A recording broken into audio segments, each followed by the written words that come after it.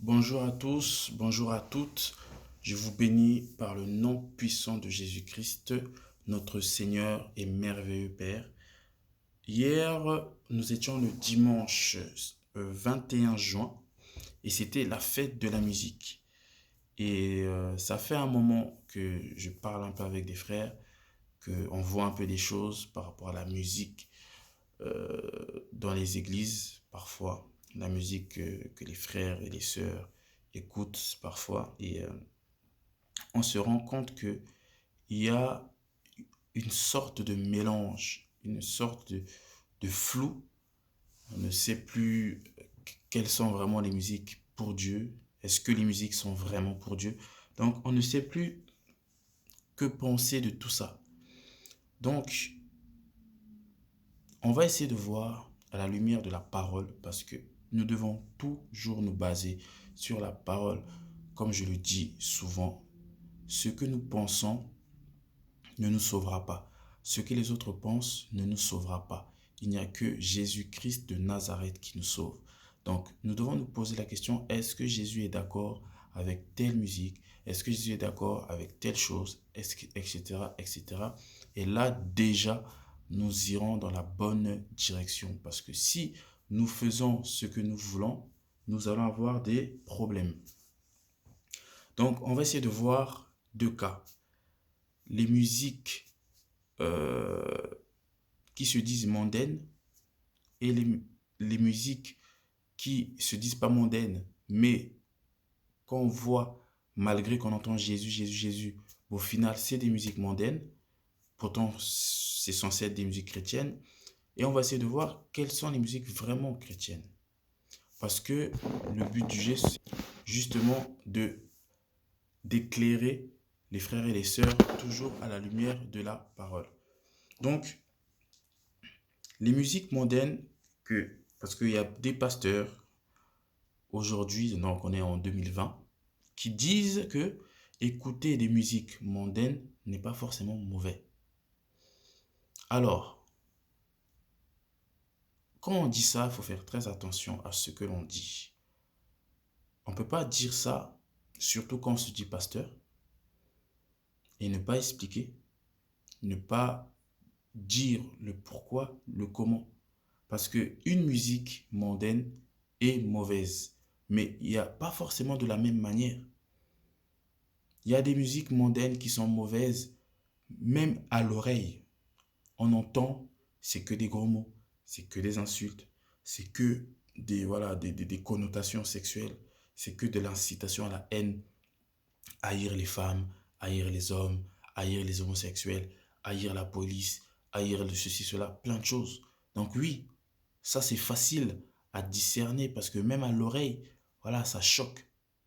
Même une personne qui prie pas, ça peut le choquer. Il dit, mais comment tu peux parler des femmes comme ça? Comment tu peux parler des hommes comme ça? Comment tu peux dire des choses comme ça? C'est vulgaire, tout ça là.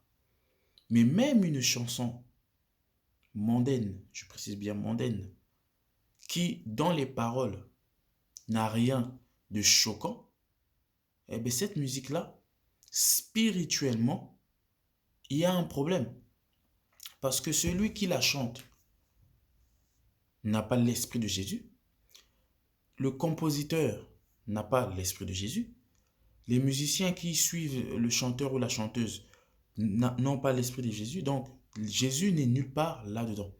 Alors qu'un bon chrétien, une bonne chrétienne doit savoir que là où Jésus n'est pas, les ténèbres sont forcément. Et la Bible nous dit que tout ce que nous avons, c'est ce que nous donnons. Donc, si nous sommes dans les ténèbres, nous allons donner les ténèbres d'une manière déguisée ou d'une manière claire. Nous allons lire le verset pour demeurer dans la parole. La Bible nous dit dans Éphésiens 6, à partir du verset 10, au reste, fortifiez-vous dans le Seigneur et par sa force toute puissante. Revêtez-vous de toutes les armes de Dieu afin de pouvoir tenir ferme contre les ruses du diable, car nous n'avons pas à lutter contre la chair et le sang, mais contre les dominations, contre les autorités, contre les princes de ce monde de ténèbres, contre les esprits méchants dans les lieux célestes. Donc on voit bien que Nous devons nous fortifier dans le Seigneur. Si nous ne sommes pas dans le Seigneur, nous sommes forcément dans le monde. Donc nous sommes forcément soumis à ces esprits méchants. Nous sommes forcément soumis au diable, aux ténèbres et tout ce qui s'ensuit. Et sans le Seigneur, on ne peut pas s'en sortir. Parce que nous n'aurons pas les armes nécessaires pour tenir ferme contre ces fameuses ruses. Parce que le diable euh, n'est pas forcément dans la brutalité. Oui, il peut faire des chansons comme par exemple du rap où c'est clair et net, voilà, il y a des insultes, voilà, des musiques qui sont voilà, sensuelles, ça ne se cache pas. Oui, il peut le faire. Mais comme il sait que même si une personne ne prie pas, même lui, ça peut le choquer, qu'est-ce qu'il va faire? Il va utiliser la ruse, il va utiliser la dissimulation. Et dans la dissimulation, c'est là où le discernement de Jésus-Christ intervient. Parce que là où l'humain s'arrête, c'est là où Dieu commence. Là où même l'intelligence de l'homme ne permet pas de le protéger, c'est là où l'esprit protège. Parce que on ne peut pas nous résister à quelque chose qu'on ne maîtrise pas. Et la Bible nous dit que ce n'est pas contre la chair et le sang que nous luttons, mais contre les dominations, contre les autorités, contre les princes de ce monde de ténèbres. Il y a des gens qui n'ont pas conscience que le monde des ténèbres existe. Il y a des gens qui n'ont pas conscience que le diable existe. Il y a des gens qui n'ont pas conscience que, voilà, que les esprits existent. Comment voulez-vous qu'ils puissent résister à une attaque spirituelle s'ils n'ont pas conscience que ça existe? Donc si le diable ne passe pas par le physique, donc ce n'est pas quelque chose de visible, mais c'est quelque chose de spirituel, pensez-vous vraiment que cette personne va pouvoir résister? Ce n'est pas pour rien que le Seigneur nous demande de ne pas marcher selon la vue, mais selon l'esprit. Parce que les attaques les plus dévastatrices, ce n'est pas les attaques physiques, c'est les attaques spirituelles. Ça rentre en nous, parfois même on n'en a même pas conscience. C'est ce qu'on appelle le subconscient. On n'en a même pas conscience et ça fait des dégâts. Et ça finit quand même par se répercuter sur notre corps.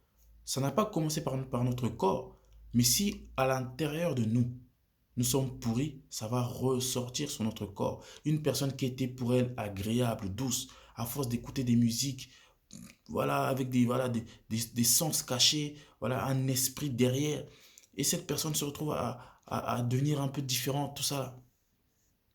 Et nous, chrétiens, est-ce qu'on peut encourager ce genre de choses?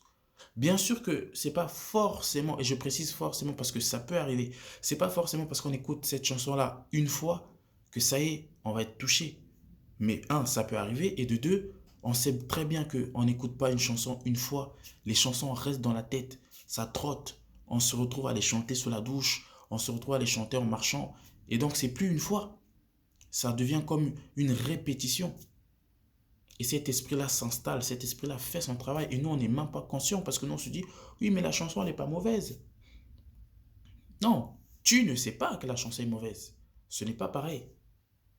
C'est pas parce qu'on ne sait pas quelque chose que cette chose-là n'existe pas. Il ne faut pas tout confondre.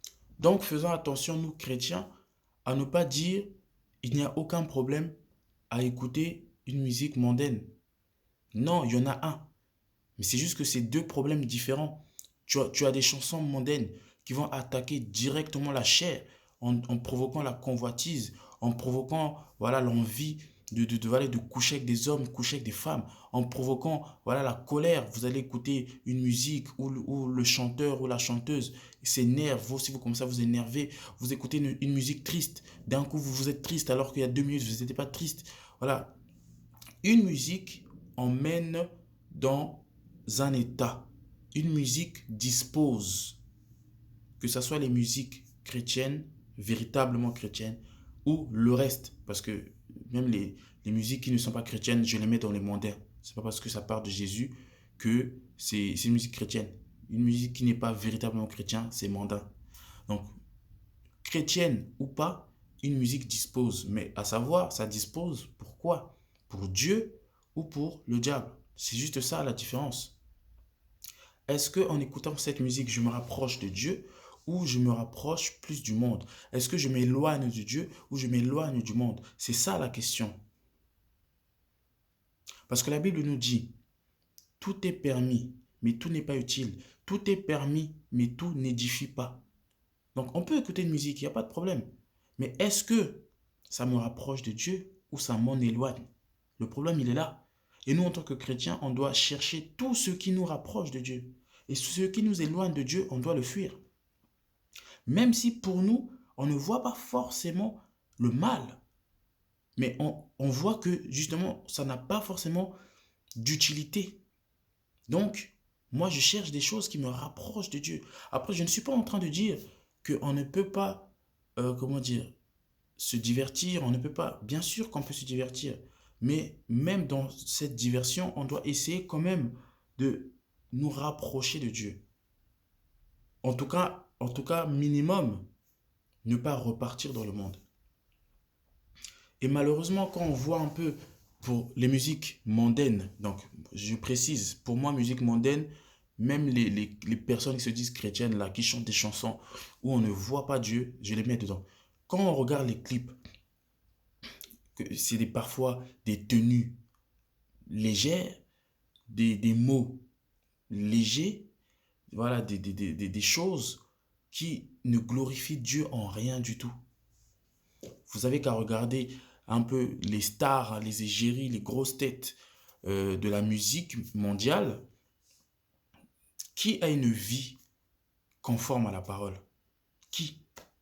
Divorcé, remarié, gay, lesbienne, prison, pas prison. euh, il y en a même dans leurs clips, ils se cachent même pas, voilà, de mettre des femmes complètement déshabillées, des armes, de la drogue, de l'argent sale, des choses, voilà. Quand ils font leurs choses, là, les awards, le festival de Cannes, tout ça là, ils sont complètement, ils sont là, vous sentez qu'ils sont en mission. Et ils sont en mission, c'est normal. Faut pas oublier une chose, ce que nous faisons pour le Seigneur, eux, ils le font pour leur Père. Le Seigneur nous a demandé d'aller et de faire de toutes les nations ses disciples. Mais le diable leur a demandé d'aller et de faire de toutes les nations ses disciples aussi. Mais dans les ténèbres. Là où nous faisons des disciples, dans la lumière de Jésus-Christ. Et le diable est malin. Et ça, c'est beaucoup de gens, j'ai l'impression, oublient ça. Le diable est très, très malin. Aucun homme sur cette terre n'est plus intelligent que le diable. Vous pouvez même mettre tous les cerveaux que vous voulez. Les élites de ce monde, les scientifiques, les docteurs, masters, tout ce que vous voulez là, vous les mélangez. Ils n'arrivent pas à la cheville du diable. Donc, ce n'est pas en réfléchissant par nous-mêmes que nous allons pouvoir contrecarrer les projets du diable sur notre vie. C'est avec la sagesse de l'Éternel, c'est avec la parole de Dieu. Parce que le diable agit même dans l'Église. On voit déjà les scandales au travers des faux pasteurs, des scandales sexuels, des scandales politiques, des scandales des vols d'argent. Mais on voit aussi des scandales dans les chantres. Un tel a couché avec un tel a pris la femme de quelqu'un, un tel a fait ceci avec une mineure. Mais c'est de la saleté. Mais vous pensez que c'est qui?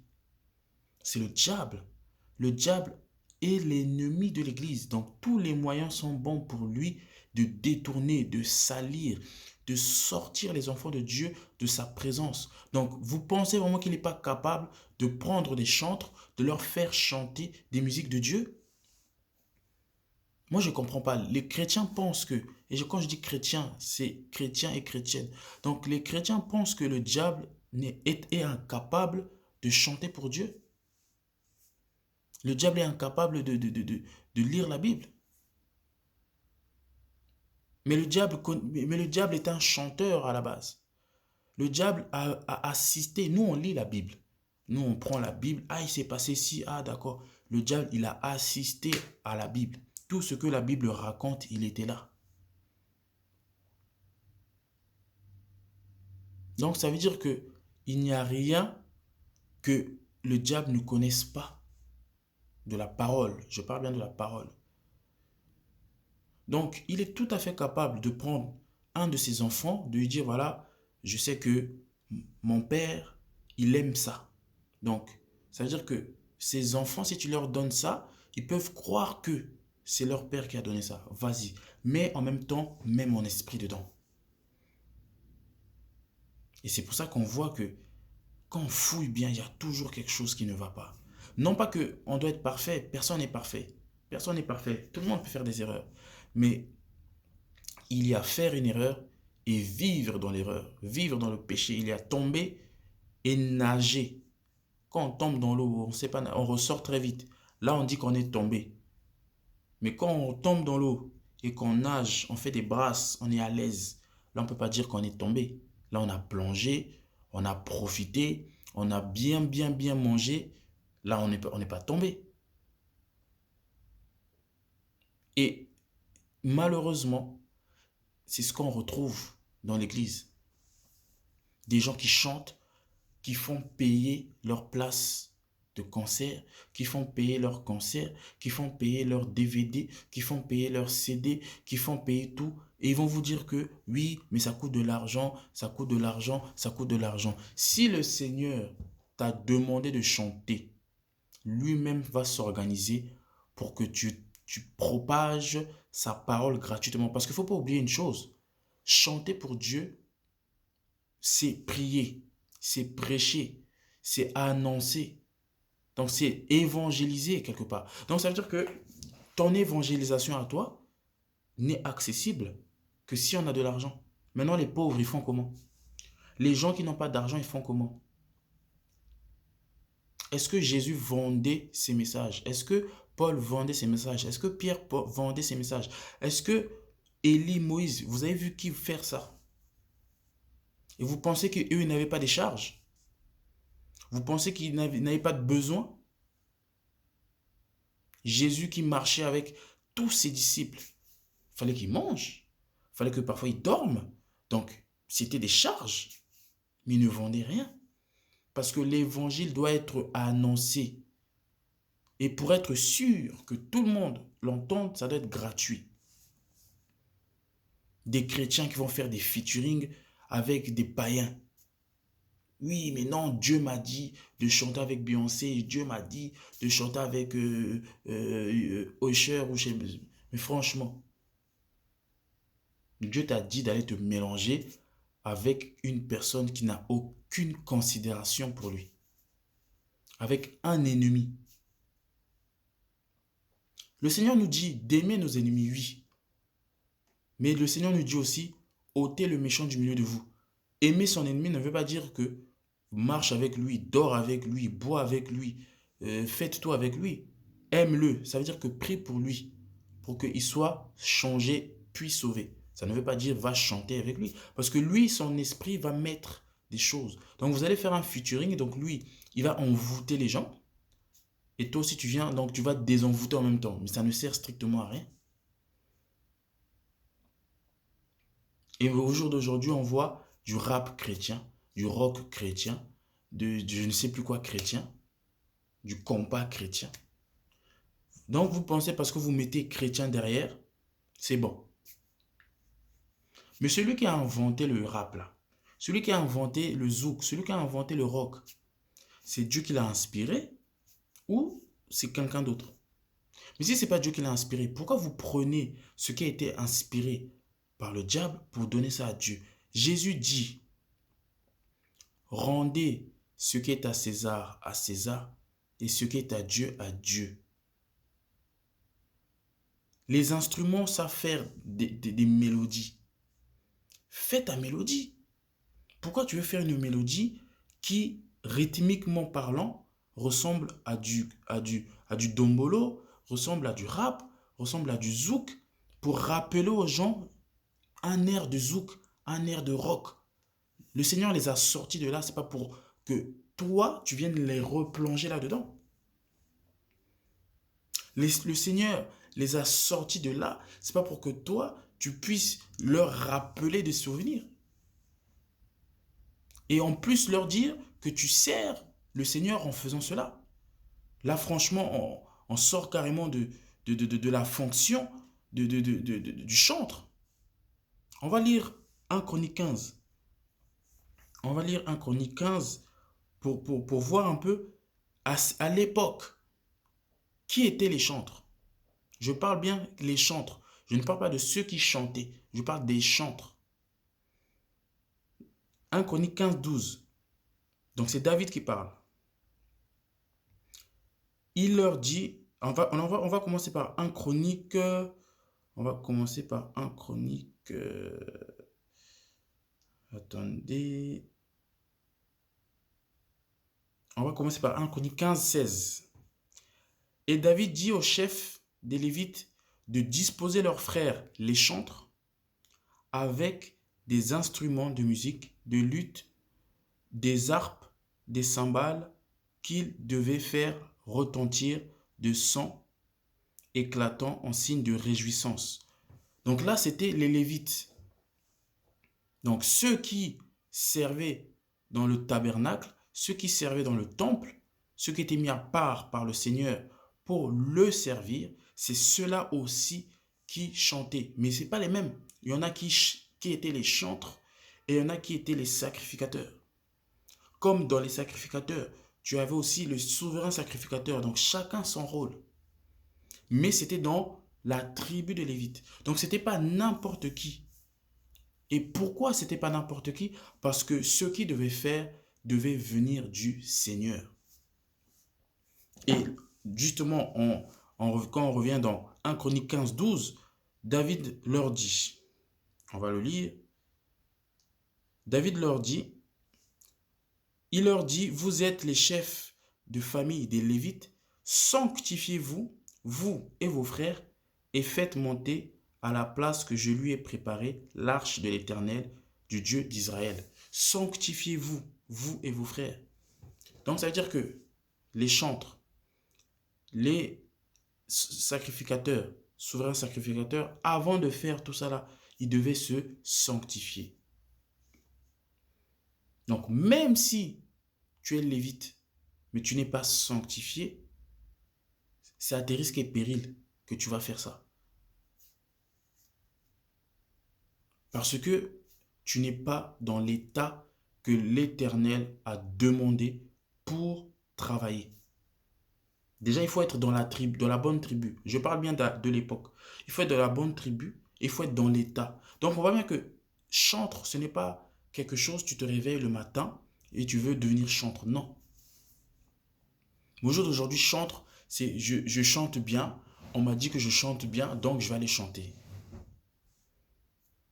Je répète, chanter, c'est évangéliser, c'est prier, c'est annoncer le Seigneur. Donc si dans tes chants, tu dis n'importe quoi, tu fais n'importe quoi, tu es comparable à un faux pasteur, à un loup ravisseur. Parce que quand on lit, on va lire, parce que quand on lit c'était dans Psaume 96, verset 1. Chantez à l'Éternel un cantique nouveau. Chantez à l'Éternel, vous tous habitants de la terre. Chantez à l'Éternel, bénissez son nom. Annoncez de jour en jour son salut. Racontez parmi les nations sa gloire, parmi tous les peuples ses merveilles. Donc on voit que on n'est pas là pour dire du n'importe quoi. Même quand on chante pour Dieu, ça doit nous rapprocher de lui. Ça doit nous éloigner du monde. Et si ce n'est pas le cas, on ne peut pas dire qu'on chante pour Dieu. Si quand on chante, on ne fait que donner envie aux gens de bouger leur corps, on ne fait que donner envie aux gens de se trémousser, on ne peut pas dire qu'on chante pour Dieu. Parce que un chantre de l'Éternel doit avant tout parler à l'esprit. Car la Bible nous dit, le corps a des désirs contraires à ceux de l'esprit et l'esprit en a des contraires à ceux de la chair. La chair, c'est le vieil homme. La chair, c'est le péché. Les chansons de Dieu, donc la parole de Dieu, doit d'abord parler à l'esprit pour réveiller l'esprit, pour fortifier l'esprit, et l'esprit pourra faire mourir la chair.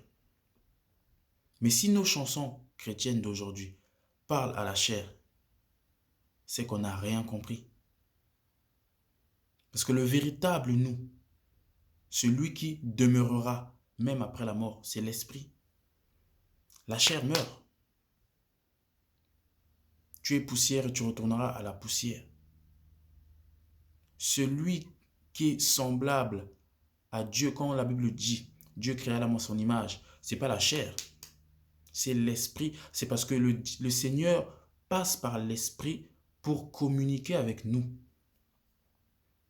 Car lui-même est esprit. Donc, une parole, une chanson, que ce soit quand on prêche, que ce soit quand on chante, que ce soit quand on évangile, doit parler à l'esprit. Et même le diable parle à l'esprit. Mais quand je dis parler à l'esprit, c'est pour emmener l'esprit vers Dieu. Parce que les chantres du diable, qui se disent chantres de Dieu, parlent à l'esprit, mais pour l'emmener vers le monde.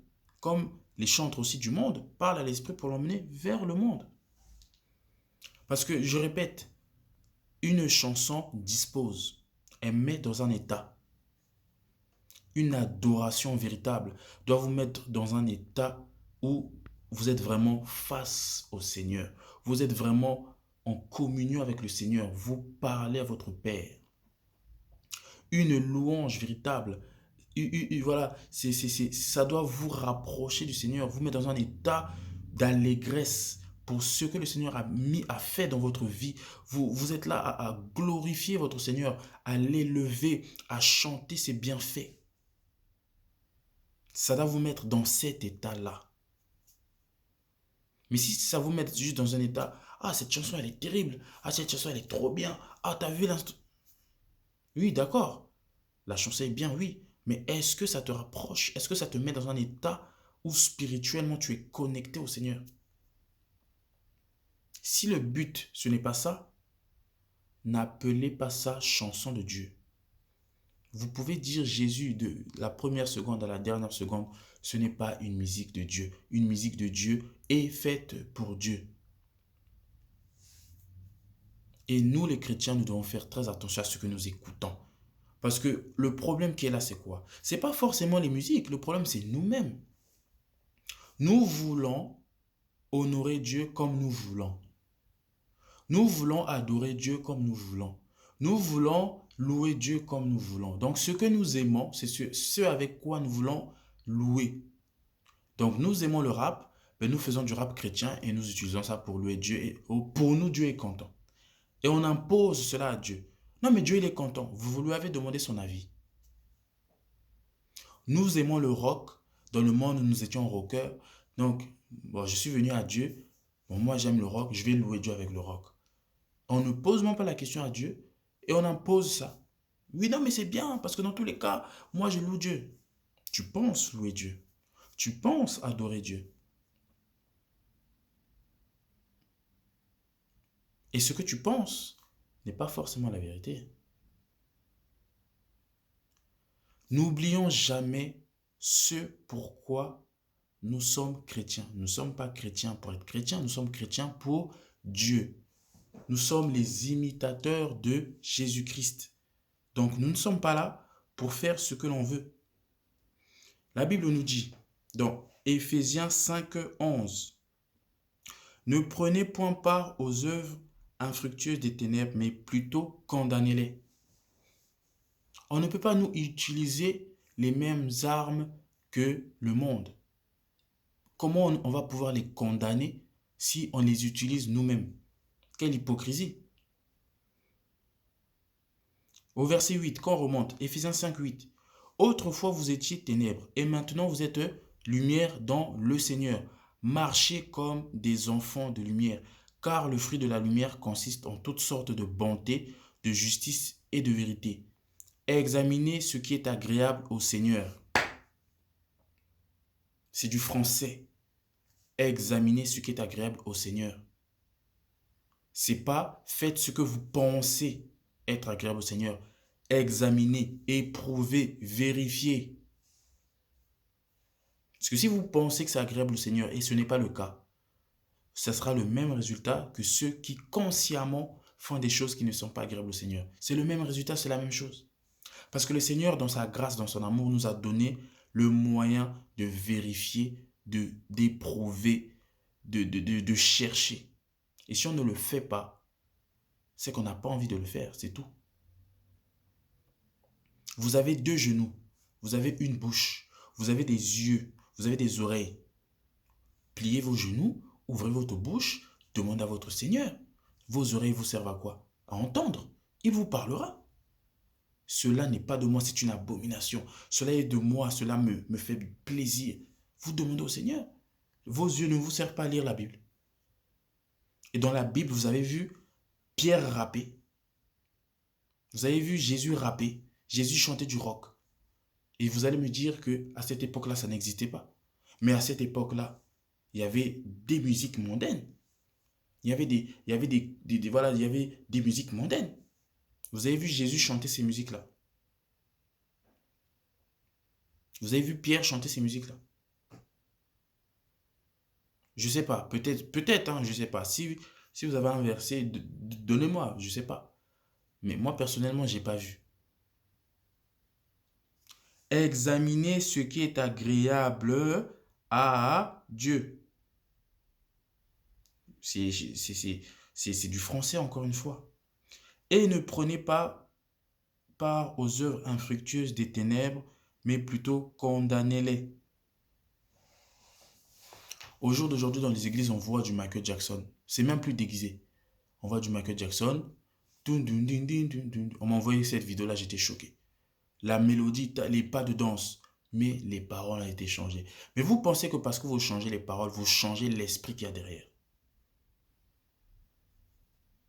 Vous pensez vraiment... Mais le diable est capable de dire la vérité. Et les gens croient que le diable n'est capable que de mentir. Le diable est capable de dire la vérité, mais une demi-vérité. Ça ressemble à la vérité. Mais derrière, il y a quand même les ténèbres. C'est pour ça que le Seigneur insiste, ne marchons pas à la vue, mais marchons selon l'esprit. Parce que ce qui est esprit est visible que par l'esprit. Et là où la chair ne voit pas, l'esprit voit. Mais si notre esprit n'est pas connecté au Seigneur, on ne pourra pas voir. Mon peuple périt manque de connaissance. On ne parle pas de la connaissance de l'école, on ne parle pas de la connaissance que nos parents nous disent, on nous parle de la connaissance de la vérité. La vérité, c'est Jésus-Christ. Donc si on n'est pas connecté à Jésus-Christ, on pourra croire des choses qui sont en abomination devant le Seigneur et dire que le Seigneur est d'accord. Regardez verset 12. Car il est honteux de dire ce qu'ils font en secret. Le mot est là, non? Secret. Vous ne le savez pas. Mais Dieu le sait. Et vous prenez part à leurs œuvres parce que vous ne savez pas. Non, mais le rap. Est-ce que vous savez le rap?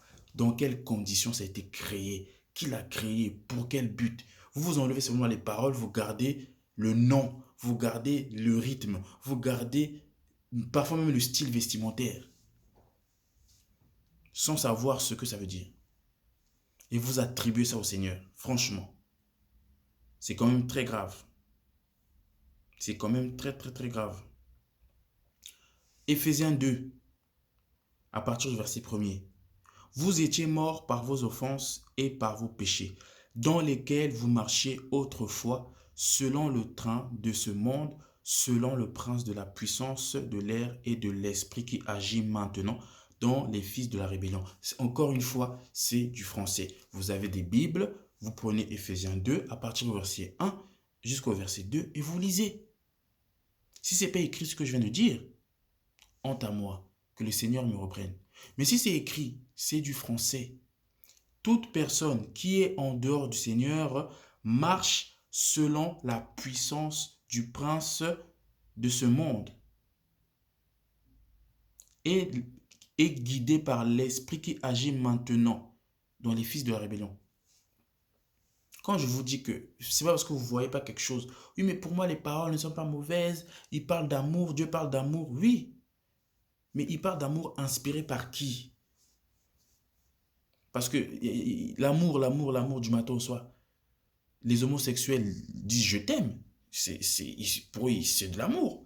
Mais est-ce que l'amour véritable qui est Jésus-Christ considère ça comme de l'amour? Non. Donc, c'est pas parce qu'on dit amour que c'est amour. C'est parce qu'on dit paix que c'est paix. Donc, éprouvons par l'esprit. N'écoutons pas parce que ça ressemble à quelque chose qui est bon. Ne regardons pas parce que ça ressemble à quelque chose qui est bon. Éprouvons par l'esprit et par la parole de Jésus-Christ. Et arrêtons d'appeler musique de Dieu ce qui n'est pas une musique de Dieu. Arrêtons d'appeler musiciens chrétiens qui n'en sont pas. Quand on regarde les habillements, quand on regarde les clips, quand on regarde tout ça là, c'est du mondain de A à Z. Ça n'a rien à voir avec la parole. Ça n'a rien à voir avec ce que Dieu dit. Ce n'est pas pour édifier son peuple. Ce n'est pas pour rapprocher de Dieu. Ce n'est pas pour éloigner les ténèbres de nous. Ce n'est pas pour nous rapprocher de l'esprit. Mais au contraire, c'est pour nous maintenir dans la chair. Des pas de danse extravagants, des pas de danse collés, serrés, des mélodies qui nous emmènent dans la sensualité des choses. Franchement. Et les chrétiens sont contents. Mais si les chrétiens sont contents, c'est parce que les chrétiens sont encore charnels. Ce qui est content en vous, ce n'est pas votre esprit, c'est la chair qui est contente. Parce que c'est ça aussi, moi quand j'écoute cette musique, elle me transporte. Elle te transporte toi ou elle transporte ton esprit? Elle te transporte vers Dieu ou elle te transporte vers le monde? Parce que c'est pas parce que vous êtes emporté, c'est pas parce que vous êtes ému par une chanson qu'elle est de Dieu. Et encore une fois, si chacun est honnête, ça se vérifie facilement. Il y a la parole. Il y a la parole. On peut tout vérifier. Le Seigneur ne nous a pas laissé la parole pour décorer. Le Seigneur nous a donné la parole pour vraiment nous aider. Que dit la Bible dans Jean 4 à partir du verset 22? La Bible nous dit, vous adorez ce que vous ne connaissez pas. Nous adorons ce que nous connaissons, car le salut vient des Juifs. Quand on dit le salut vient des Juifs, ça veut dire que Jésus vient des Juifs, parce que Jésus est né juif. C'est tout ce que ça veut dire. Donc le salut vient des Juifs, mais l'heure vient, et elle est déjà venue, où les vrais adorateurs adoreront le Père en esprit et en vérité. Est-ce qu'on parle de la chair là? Non, on ne parle pas de la chair, c'est en esprit d'abord. Ce n'est pas les paroles d'abord, c'est en esprit. Est-ce que l'esprit qui a guidé ce chanteur ou cette chanteuse, c'est l'esprit de Dieu ou pas? Si la réponse est non, il y a forcément un problème dans cette chanson. Que tu le saches ou pas, il y a forcément un problème dans cette chanson. Parce que nous devons adorer en esprit et en vérité. Pourquoi en esprit? Parce que Dieu est esprit. On n'adore pas Dieu avec des belles mélodies. On adore Dieu avec son cœur. Un cœur humble, un cœur obéissant à la parole. Et en vérité, pourquoi? Parce que ces mêmes chanteurs-là, ils ne respectent même pas la parole des fois. Comme j'ai dit tout à l'heure, c'est les mêmes qui vendent leur place, c'est les mêmes qui vendent leurs albums, c'est les mêmes qui vendent leurs CD, c'est les DVD, c'est les mêmes. C'est les mêmes qui sont dans le mélange, musiciens chrétiens, mais qui ça passe son temps avec des musiciens mondains, ça passe son temps avec des stars de ce monde. Mais les stars de ce monde appartiennent au prince de ce monde. Toi, tu appartiens à Jésus. Quel lien avez-vous? Je ne comprends pas.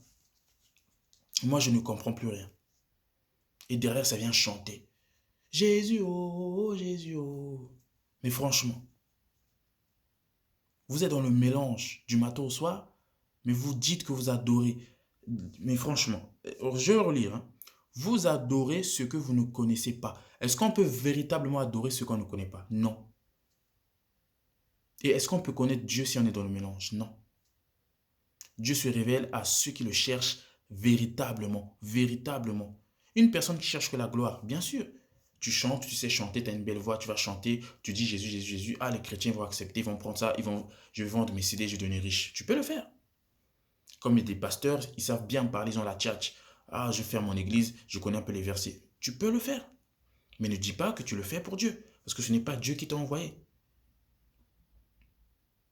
Ce n'est pas Dieu qui t'a envoyé. Mais l'heure vient et elle est déjà venue où les vrais adorateurs, donc il y a aussi des faux adorateurs. Les vrais adorateurs adoreront le Père en esprit et en vérité, car ce sont là les adorateurs que le Père demande. Donc Dieu connaît l'adoration qui lui plaît. Il la connaît. Donc si tu veux savoir quelle adoration lui plaît, demande-lui, il te répondra. C'est aussi simple que ça. Arrêtons de penser à la place de Dieu. Dieu sait ce qu'il veut. Dieu sait ce qu'il cherche. Dieu sait qui doit prêcher, qui doit faire ceci, comment on doit le prêcher, comment on doit le servir, comment il sait. Oh, mon pasteur a dit ça, mon pasteur a dit que je peux faire ci, est-ce que c'est vrai? Demande à ton Seigneur. Ah, on m'a dit que je pouvais écouter du Usher, est-ce que c'est vrai? Demande à ton Seigneur. On m'a dit que le rap chrétien c'est bien, c'est pas forcément. Demande à ton Seigneur, il te répondra. Mais si tu ne demandes pas, c'est que quelque part tu n'as pas envie. Parce que tu sais que s'il te répond non, tu seras bloqué. Parce que moi, j'ai envie d'écouter ça, moi, j'ai envie de faire ça. Si Dieu me dit non, je serai bloqué. Donc, soyons vrais avec le Seigneur dans l'adoration, dans la louange et